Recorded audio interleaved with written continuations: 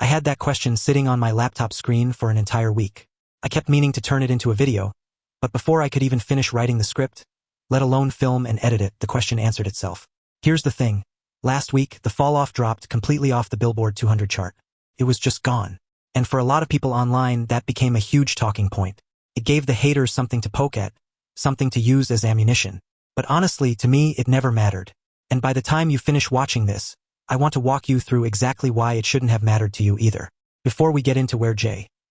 Cole is headed next, it's worth taking a step back and looking at just how active he actually was leading up to his disappearance from the spotlight. This wasn't a guy who vanished out of nowhere.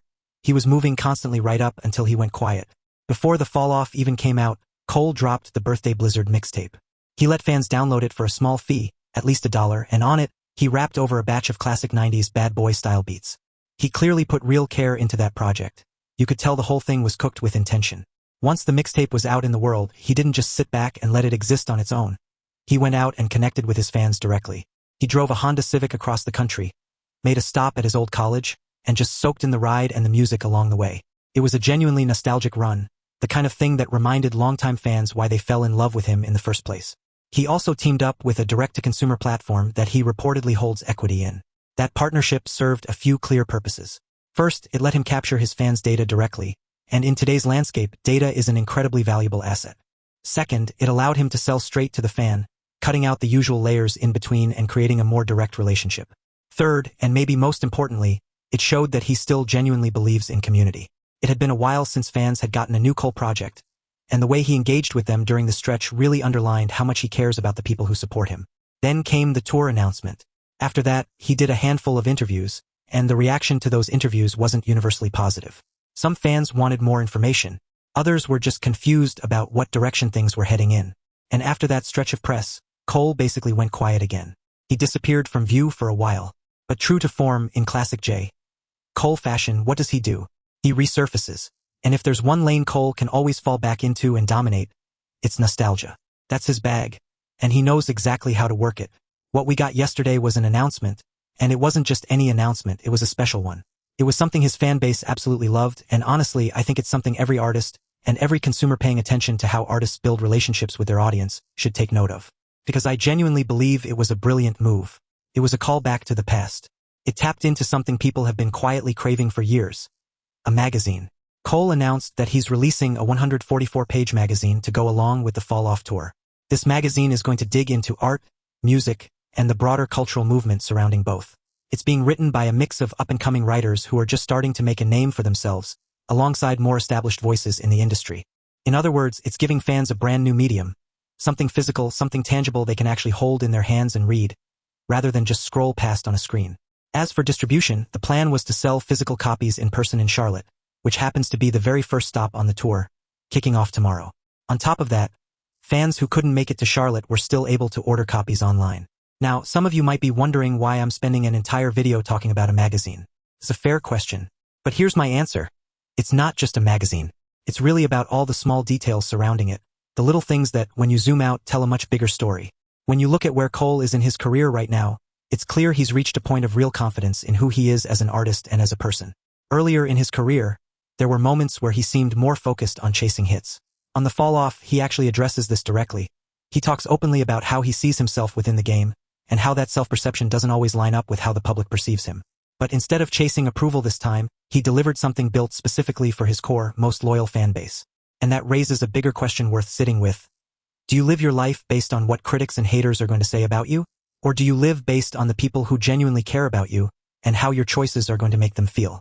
Because at the end of the day, the haters are going to hate no matter what you do. That's just a given. Cole isn't making music or making moves to win over the people who were never going to like him anyway. He's making choices that feed and reward the fans who've stuck with him. He knows exactly what his fan base cares about, and he's leaning all the way into that. Look at the numbered hoodies he sent out to his most loyal supporters. Fans genuinely cared about that gesture. Look at this magazine, fans care about that too.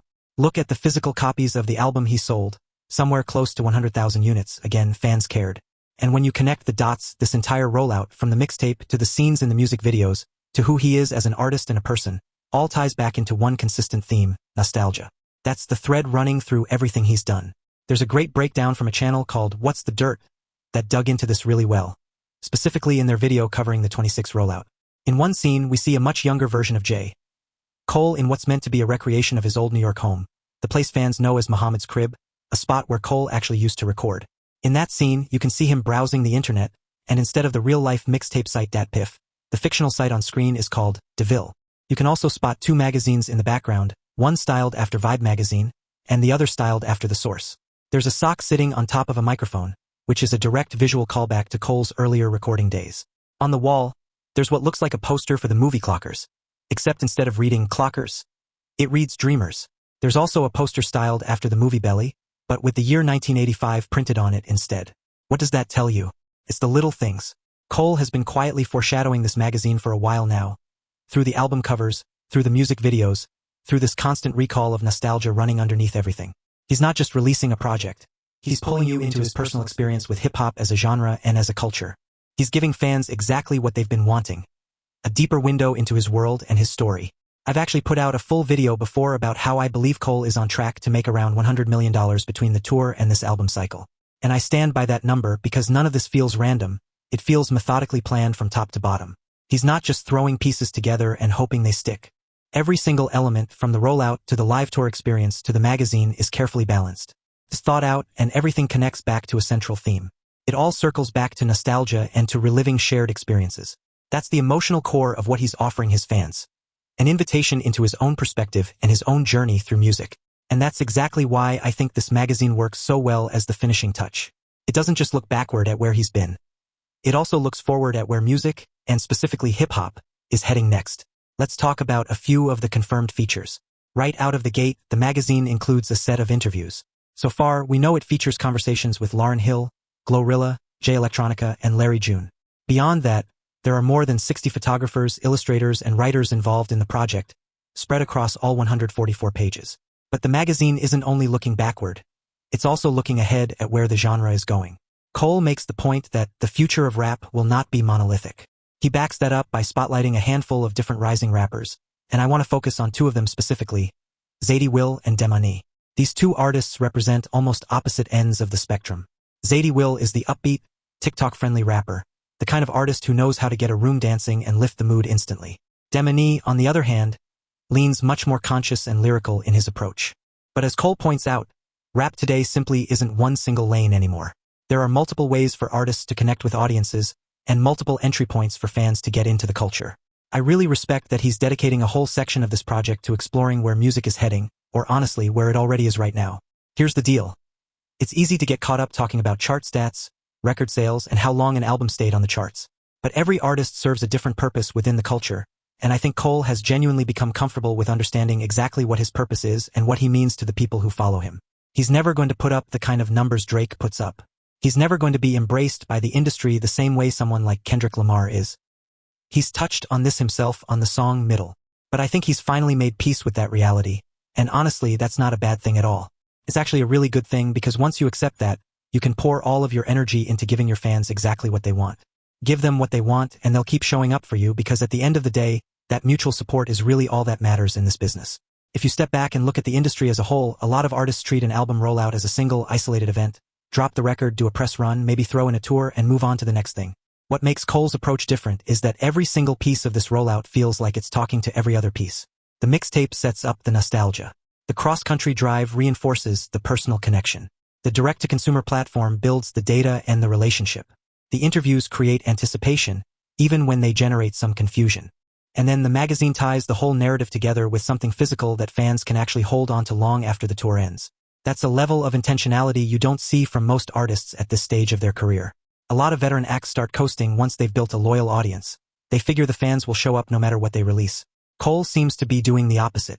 He's treating his established fan base like something worth continuing to earn, rather than something he can just assume will always be there.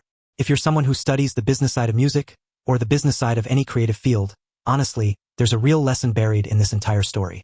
It's easy to get distracted by surface-level metrics, chart positions, streaming numbers, whether a project debuts at number 1 or falls off the chart entirely. Those numbers matter in the short term, sure, but they don't necessarily reflect the strength of the relationship an artist has built with their core audience. Cole's move here suggests he understands that distinction clearly. Instead of reacting to the chart news, or trying to manufacture a moment to win back headlines, he leaned into something slower and more deliberate. a magazine that fans will physically keep, read, and revisit. That's not a decision built for a single news cycle. That's a decision built for long-term brand loyalty, the kind of thing that keeps fans invested in an artist for another decade, regardless of what any single chart says in any given week. As far as the tour goes, it's going to include a mix of stadium dates and arena dates. It kicks off in Charlotte, North Carolina. And honestly, is there a more fitting place to start than that? From there, the plan is to roll through cities worldwide. So let me know down in the comments. Are you satisfied with how this whole rollout has gone? Are you feeling the music? And are you planning on catching him on tour? Just remember, it's not always the big, flashy moments that matter most. Sometimes it really is the small details that end up meaning the most. If you enjoyed this breakdown, go ahead and like, comment, and subscribe. And if you're watching on your phone, make sure to hit that hype button.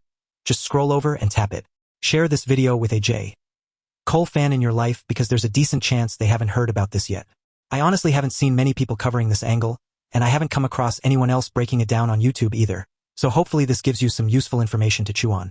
And if you're an artist yourself, take a moment to think about how you'd want to connect with your own fan base, and what you could give them that would make them feel truly seen and appreciated so you can build real, lasting connections at a much deeper level.